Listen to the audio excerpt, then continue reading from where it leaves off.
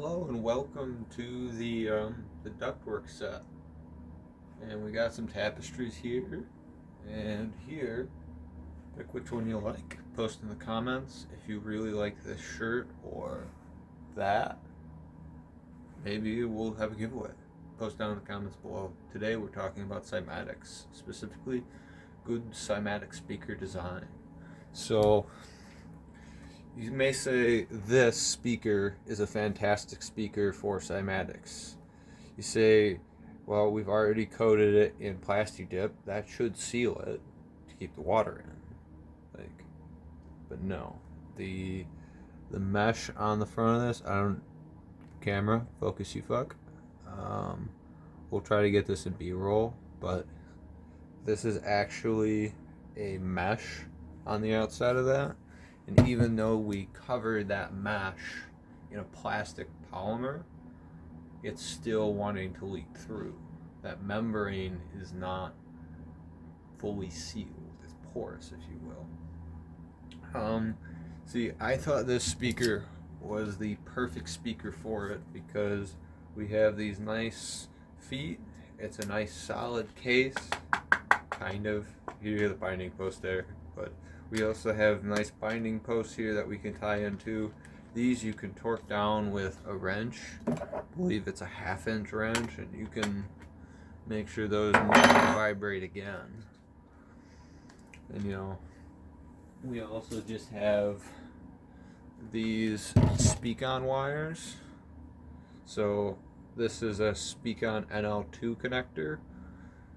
Well, it's actually an NL4. There's 4 pins in here, but only 2 of them we're using, and that just goes out to a set of bare wires. And what that ends up looking like when it's fully hooked up is something like this. This one has the grill on it. This has been unmodified, so we didn't put any Plasti Dip on it.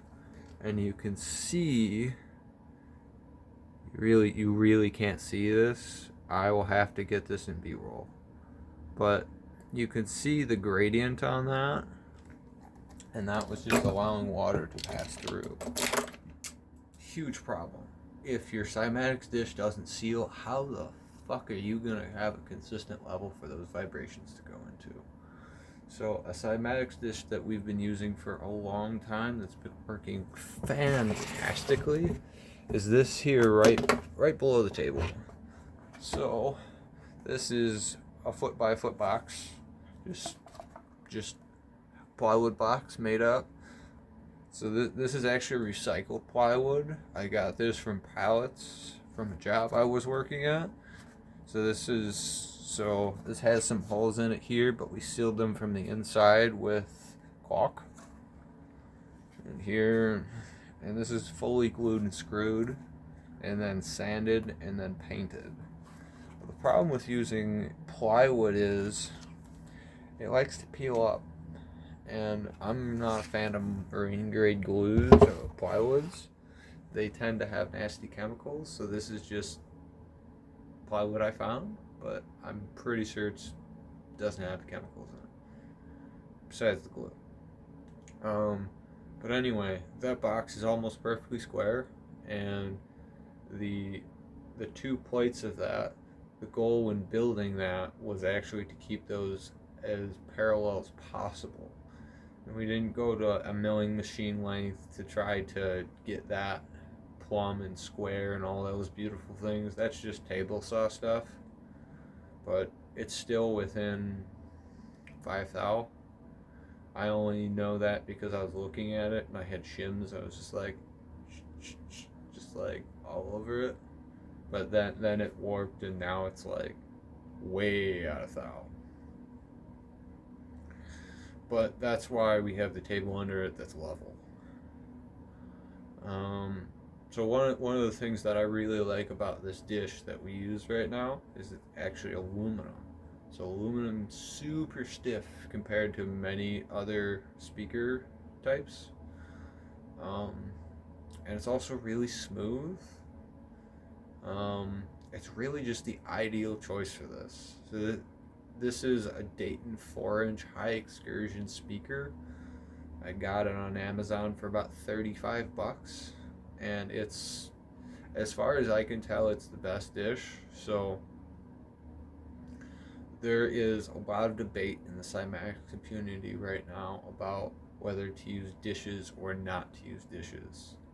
So dishes can do fantastic things, especially when you have them hot swap super light, like David. I don't know how to say his last name. Schumann. I'm gonna go with Schumann because let's just go with that. I like it better. But anyway, yeah, the aluminum dish is perfect. I also really like it because it's a parabola, and that's why I call it the perfect dish, because a parabola has a uniform level of change, whereas if you just had straight walls, when you had an oscillation, you would have a curve that would go up there, and that curve would want to move up and down with it, and you end up having massive changes in volume. Now, I'm not saying I optimize the shape of this parabola for any metrics. It's literally just an off-the-shelf parabola, but it was also engineered to transmit waves in a uniform pattern. And so you're asking, why am I talking about parabola? Doesn't every speaker have one on front of it called the dust cap? That little thing that just like everyone wants to poke as a button? Well, guess what? That dust cap, it's just an interference generator. To be honest, well, there is good reasons for it. It's the best shape because it's the most rigid shape. Because it's basically a semi-form of a circle, so it can support itself in any direction, which is important when you're dealing with waves. Because, well, if I have a wave that's this big and a wave that's this big, and then depending on how big that wave is, if it fits within that parabola perfectly, then that's a resonant point. So typically when we think of resonances, we're thinking of, at least on the YouTube side of things, we're either thinking of a given material tube that we then pass something over to generate vibrations in it, and then we'll see the third resonance of it. Why it's the third, I don't know. Go ask Breaking Taps, he may know. But if he doesn't know, then maybe just go ask scientists. But anyway, if you have that parabola and you have frequencies that want to line up on it and it hits the third of that parabola,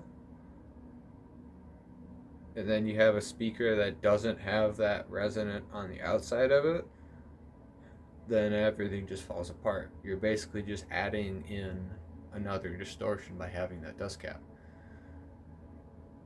Now, the jury's still out on whether that dust cap matters if you're using it for sound, but it certainly matters for cymatics because it also changes the buoyancy of the speaker. So, yeah, we're just bringing in buoyancy when we're talking about sound. It's like, what? But anyway, that parabola will take up a volume of air, and that volume of air isn't really accounted for. We still have, so inside of a speaker, we have the voice coil, and this just moves back and forth. And inside of here, there would be, for reference, you would have the speaker moving in and out. This is now a coil.